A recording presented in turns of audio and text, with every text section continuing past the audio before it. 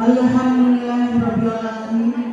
Wassalatu wassalamu ala asyrofil anbiya'i wal mursalin wa ala alihi wa ashabihi Rasulillah.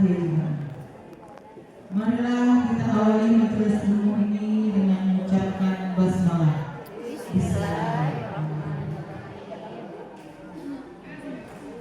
Puji syukur kita ucapkan kehadirat Allah Subhanahu wa taala atas segala nikmat yang telah diberikan pada kita. Salawat serta salam kita hadirkan pada junjungan kita Nabi besar.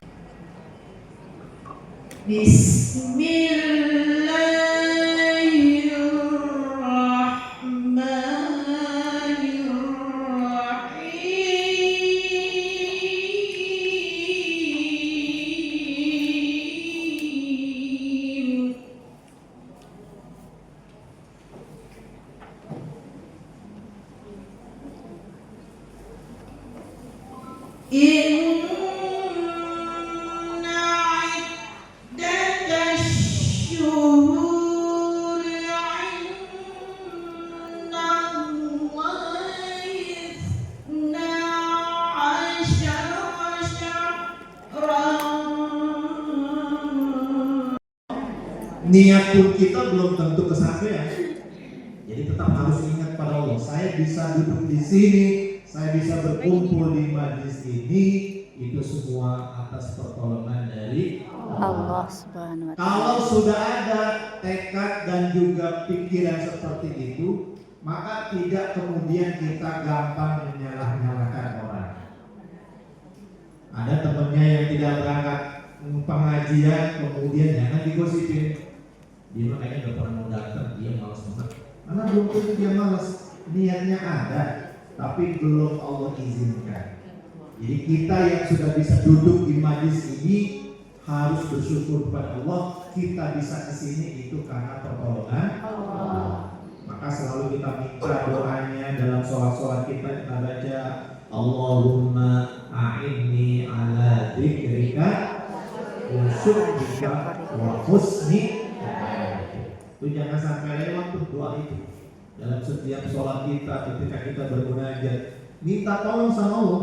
Allahumma a'inni ala dzikrika. Ya Allah, tolong saya ya Allah untuk bisa terus zikir menyebut namamu, wa syukrika, mensyukuri segala nikmatmu, wa husni ibadatik, menjadi hamba yang terbaik di hadapanmu.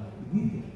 Karena kita bisa sholat, kita bisa zikir, kita bisa hadir di majlis taklim, itu kalau tidak ditolong sama Allah nggak bisa kita kerjakan.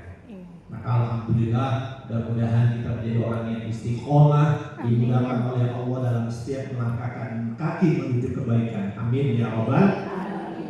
Salawat dan salam tak lupa kita sampaikan pada Nabi kita Muhammad sallallahu alaihi wasallam. Allahumma shalli ala sayyidina Muhammad wa ala ali sayyidina Muhammad. Ibu Media, staf pengurus dan seluruh jajaran yang saya hormati, alhamdulillah pagi ini cerah, suasana juga luar biasa membiru ruangan ini. Semangat semua dengan seragam. Ibu-ibu sekalian rahimakumullah, hari ini kita berkumpul di majlis taklim. Ada saudara-saudara kita yang hari ini sedang berkumpul di rumah Allah Subhanahu wa taala, sedang melaksanakan ibadah haji rukun Islam yang kelima. Kalau saya tanya seisi ruangan ini, siapa di antara kita yang mau berangkat haji? Mau semuanya? Tak ada seorang pun yang kalau ditanya untuk haji itu jawabannya nggak mau. Pada haji itu mahal biayanya, capek secara fisik. Dia bukan jalan-jalan healing bersenang-senang, bukan. Di sana luar biasa. Belum lagi godaan-godaannya. Bagaimana menahan hawa nafsu, bagaimana supaya tidak emosi, bagaimana supaya sabar, luar biasa. Tapi heran ya orang ketika sudah pulang ditanya mau baik lagi nggak? Semua jawabannya mau baik lagi. Itulah kehebatan ibadah yang Allah padukan kepada umat Islam, walaupun dengan biaya yang mahal, walaupun harus berkorban fisik, luar biasa karena orang merindukan untuk ke Baitullah. Pagi ini kita coba kaji penyeimbang Ustaz, kalau saya mau berangkat haji sekarang, ini daftar sekarang, berangkatnya mungkin 40 tahun ke depan. Saya nggak tahu umur saya masih ada atau nggak, Ustaz, kan gitu ya. Ada penyeimbang. Allah itu adil, ibu sekalian. Jangan berpikir, oh Allah ini ternyata pilih kasih. Yang hanya bisa berangkat haji itu yang mampu, yang bisa berangkat haji itu yang fisiknya kuat. Lalu saya gimana? Kondisi keuangan saya tidak memungkinkan, fisik saya tidak memungkinkan. Bagaimana mungkin saya bisa ke Baitullah? Maka ada amalan-amalan penyeimbang yang kalau kita kerjakan sama nilainya dengan pelaksanaan orang haji. Ini amalin ya, kita amalin amalan ini supaya nanti kita tetap dapat pahala haji. Kata Nabi, amalan yang pertama, barang siapa yang sholat subuhnya berjamaah. Syarat pertama tuh, sholat subuhnya berjamaah, tentu berjamaahnya di masjid. Kemudian dia membaca ayat Allah, berzikir menyebut nama Allah, mentadaburi ayat-ayat Quran. Kalau ada kajian, ikut kajian Nabi subuh. Kalau nggak ada kajian, kita bisa tadarus Quran. Kalau nggak juga kita bisa berzikir, bersolawat sampai hatta tatu asyams, sampai matahari terbit. Kemudian summa yusalli rak'atain, dia sholat sunat isyraq 2 rakaat, ya. Maka anna hajjan wa umratan tamatan tamah. Orang yang bisa ngerjain amalan itu, maka dia mendapatkan pahala haji dan umroh sempurna. 3 kali Rasul katakan pahalanya sempurna kalau kita kerjakan itu amalan tadi. Nah, ada yang sering menjalankan hal ini? Insya Allah. Paling tidak kalau di weekend kan di masjid-masjid biasanya ada kajian kuliah subuh tuh, ya. Maka ikutin. Paling tidak seminggu sekali kita ikutlah kajian untuk mendapatkan pahala seperti orang haji dan umroh. Syukur-syukur kalau kita memang agak luang waktu bisa setiap hari.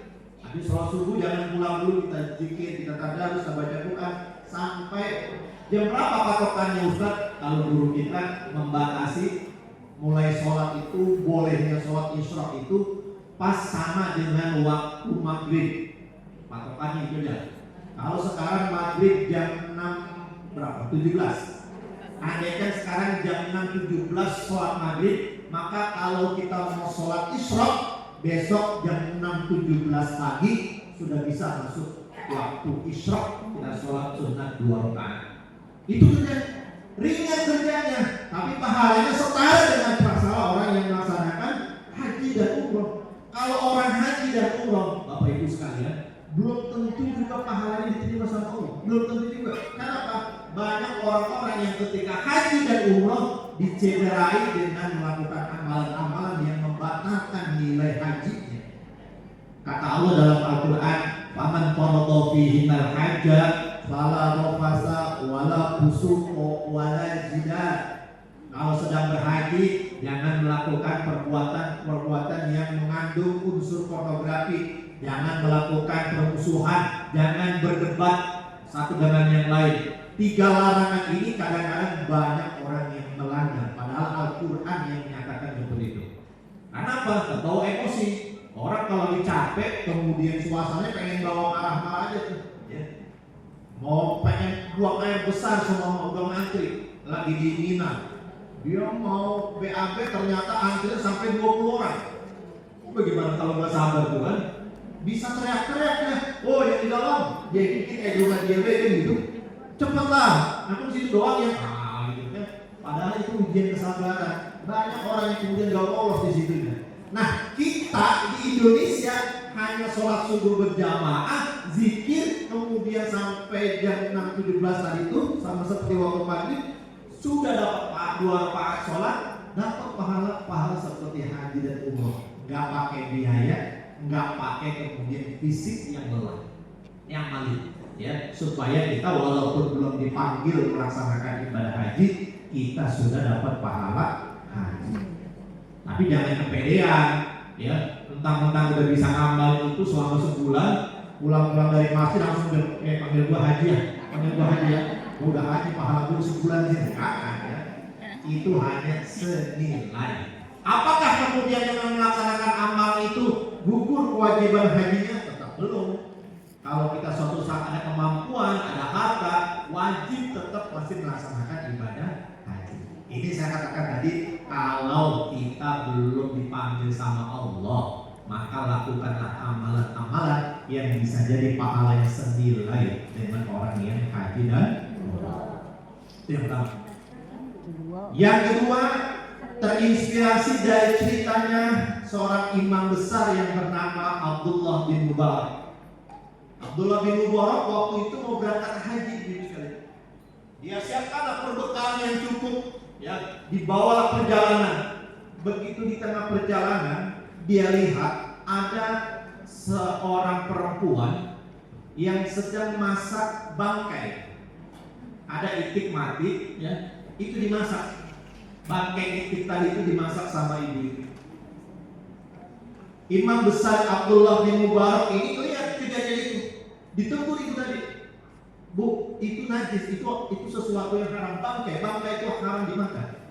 Ya, tapi si ibu itu tidak peduli, dia tetap masak bangkai tadi dan diberikan kepada anak-anaknya untuk makan. Apa kata si ibu tadi? Wahai Tuhan, bagi Tuhan ini memang haram, tapi bagi keluarga kami ini halal. Anak saya sudah 3 hari nggak makan. Nggak ada kami yang bisa dimakan. Hanya inilah yang bisa kami makan dan anak saya bisa terganjal perutnya. Mendengar cerita itu, ibu sekalian, mendengar cerita ada seorang perempuan yang kemudian dengan terpaksa dia masak bangkai untuk dibagikan kepada anak-anaknya, dia gagalkan berangkat haji. Semua bekal dia itu dikasih kepada ibu tadi. Bu, ini bekal saya untuk berangkat haji, silakan dipakai untuk kasih makan ibu untuk keluarga dan sebagainya. Keledainya ditinggalkan di situ. Ya. Akhirnya apa? Imam Abdullah bin Mubarak ini pulang ke kampung halamannya. Begitu pulang dia disambut sama teman-temannya yang seangkatan sama dia haji.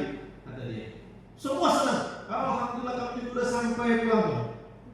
Kira-kira kita kita nih berangkat haji nih, sampai di Jakarta gagal gitu, ya. Terus pulang ke Pekanbaru lagi, disambut oleh orang, Bu Haji, alhamdulillah udah sampai. Apa perasaan kita? Malu dan sedih. Malu kan ya? Itu yang dialami oleh imam itu Abdullah bin Mubarak tadi. Dia malu karena sebetulnya dia enggak berangkat. Tapi satu kloter yang dengan dia mengatakan dia ada di sana. Kamu kan yang dulu batu-batu kita ngasih makan, kamu kan yang bantu aku sholat tahajud segala macam itu. Heran Abdullah bin Mubarak. Semua orang yang berangkat haji dengan dia waktu itu mengakui dia ketemu dengan Abdullah bin Mubarak di tanah suci. Akhirnya kemudian Abdullah bin Mubarak ini bermimpi dalam tidurnya. Ketika dia bermimpi, ketemulah dengan sosok malaikat dalam mimpi itu yang mengatakan bahwa wahai Abdullah bin Mubarak, sedekahmu sudah Allah terima setara dengan haji mabrurmu. Kata dia. Kemudian Allah mengutus malaikat untuk menyerupaimu di tanah suci sana. Jadi sebetulnya yang ketemu tadi itu adalah malaikat yang menyerupai Abdullah bin Mubarak.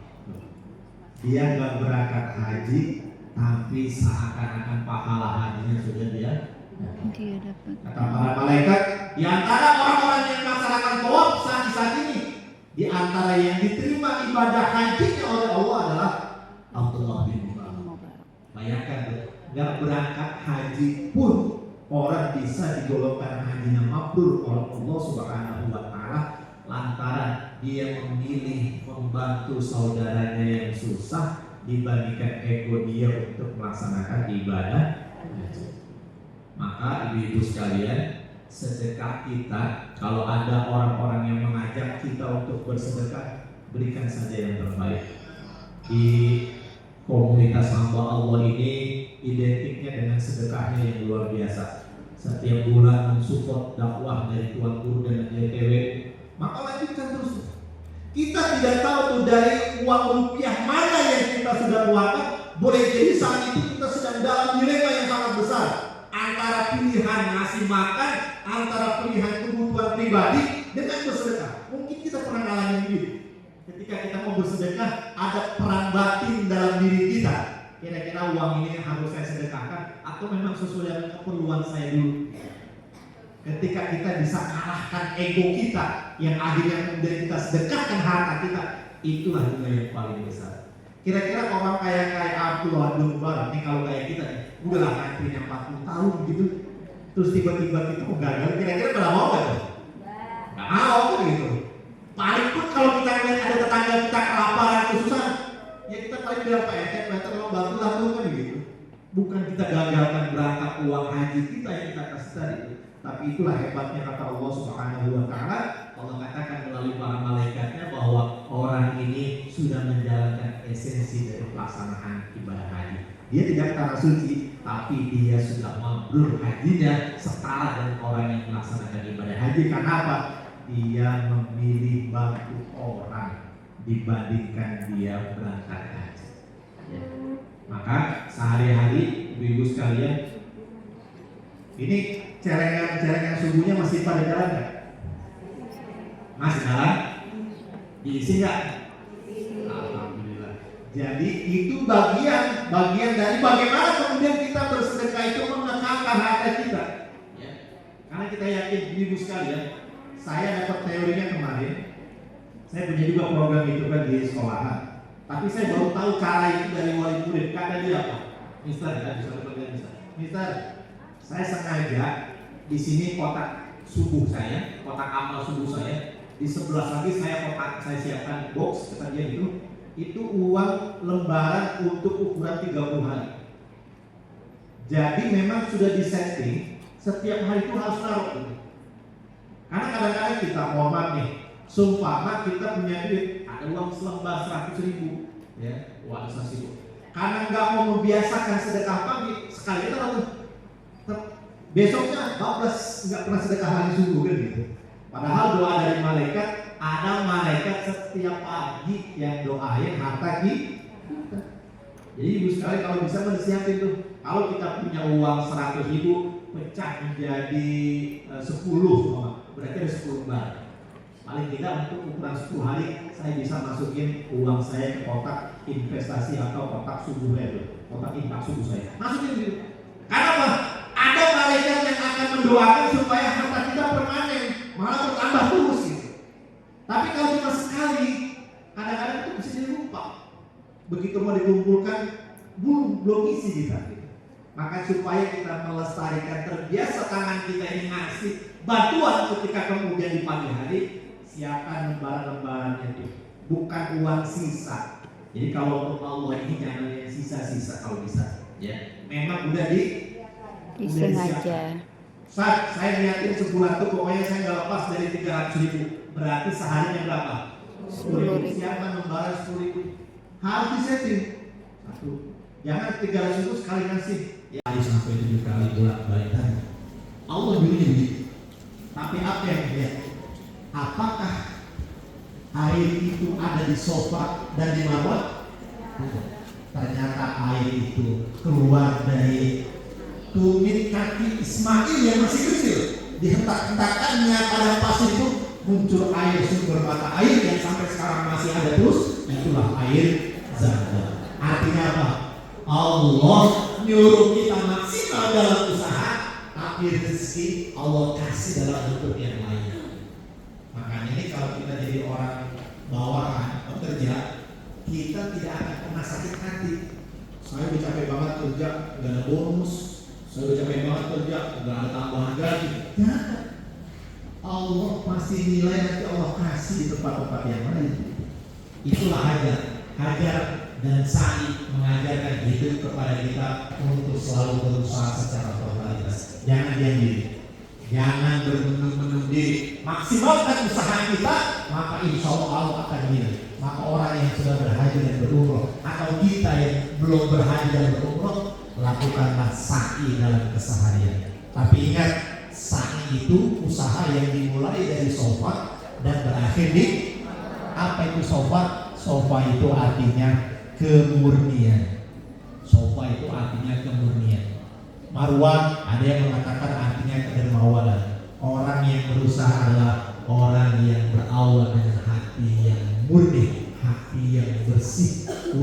dilakukan dengan hati yang bersih, dan ujung dari kesuksesan usaha dia akan dermawan, berbagi kepada orang lain. Itulah usaha yang diajarkan dalam filosofi syariah. Yang ketiga, tiga saja. Yang ketiga, orang dalam melaksanakan haji dan umroh itu ada tawaf namanya. Tawaf itu berkeliling dari mulai mana? Hajar Aswad, startnya sampai ke Hajar Aswad lagi. Berapa kali? 7 lagi juga. Ya, 7 kali putaran. Ibu sekalian, Allah mengajarkan kepada kita, itulah putaran kehidupan. Hidup itu selalu berputar. Kita ada kalanya berada di atas, ada kalanya berada di bawah. Tapi dalam tawaf kita diajarkan di atas ataupun di bawah, jangan jauh-jauh dari Baitul. Posisi bagaimanapun kehidupan kita, jangan jauh dari rumah Allah. Kebanyakan manusia, mereka akan berlomba-lomba dan dekat ke rumah Allah ketika posisi di mana? Di bawah banyak tuh. Lagi cicilan sedang banyak-banyaknya, jatuh tempo, kemudian tagihan di mana-mana ada, akhirnya ngadu sama Allah. Ya Allah, tagihan saya jatuh tempo semua hari ini, ya Allah. Kalau saya nggak bayar, saya bisa diambil, ditarik lagi semua barang-barang saya. Kalau saya ngeluh, begitu Allah kasih selesai itu masalah, lupa lagi kepada Allah. Maka orang yang sudah belajar tawaf, dalam kondisi bagaimanapun kehidupannya, dia tidak pernah jauh dari rumah Allah Subhanahu wa Ta'ala. Ibu sekalian, rumah yang paling bisa menenteramkan hati kita hanya rumah Allah. Ya. Rumah kita walaupun megah sekalipun, belum tentu bisa menenangkan hati dan batin kita. Tapi kalau rumah Allah, walaupun dia sederhana sekalipun, bisa jadi dia yang membawa ketenangan dalam hati kita. Maka sering-seringlah langkahkan kaki kita menuju rumah Allah. Kalau dalam hidup ini terbiasa langkah kita ke rumah Allah, ke masjid, maka nanti Allah pilih kita juga untuk dimudahkan langkahnya ke Baitullah. Ini kalau ke masjid aja males-males, apalagi mau ke Baitullah kan gitu. Jadi biasakan dilangkahkan kaki kita, terbiasa dalam kehidupan menuju rumah Allah Subhanahu wa Ta'ala, karena tidak ada yang bisa menyelesaikan semua permasalahan hidup kita selain Allah. Tidak ada yang bisa mengatur yang kira-kira bisa menentangkan kehidupan kita selain Allah. Tidak ada yang bisa menjamin bagaimana bahagianya kita ke depan selain Allah. Maka salah satu cara supaya kita benar-benar bisa tenang hidup adalah dengan senantiasa dekat kepada Allah Subhanahu wa Ta'ala. Ngaji ini harus ada asarnya. Sering-seringlah ke Baitullah yang berada di sekitar rumah kita, ke rumah-rumahnya Allah Subhanahu wa Ta'ala, sebagai jalan supaya Allah mabrurkan diri kita sebelum kita melaksanakan ibadah haji. Ada sebuah buku yang berjudul Mabrur Sebelum ke Baitullah. Jadi boleh jadi ada orang yang walaupun dia belum ke Baitullah, belum melaksanakan ibadah haji dan umroh, tapi dia sudah mabrur digolongkan oleh Allah Subhanahu wa Ta'ala. Kenapa? Nilai-nilai hajinya sudah dijalankan dalam kehidupan sehari-harinya. Tidak sombong kepada sesama, dia tidak merasa hebat dibandingkan dengan yang lainnya. Dia senantiasa berusaha. Ketika dia sukses usahanya, dia lakukan dengan berbagi kepada sesama. Dia senantiasa datang di rumah-rumah Allah Subhanahu wa Ta'ala dalam setiap waktunya. Maka boleh jadi walaupun dia belum haji, dia sudah digolongkan mabrur oleh Allah Subhanahu wa Ta'ala. Amalkan sholat sunat isyraq, amalkan dengan perbanyak sedekah, amalkan nilai-nilai dan pesan-pesan moral dalam ibadah haji. Mudah-mudahan Allah Subhanahu wa Ta'ala golongkan kita menjadi haji yang mabrur dan mabrurah. Allah undang kita untuk menjadi tamunya Allah. Amin ya rabbal. Selebihnya ibu sekalian, kajian kita pada pagi hari ini. Selanjutnya saya serahkan kepada guru ini kepada pertanyaan atau informasi. Dan saya cukup sekian sementara. Mohon maaf jika ada kesalahan. Billahi taufiq wal hidayah. Assalamualaikum warahmatullahi wabarakatuh.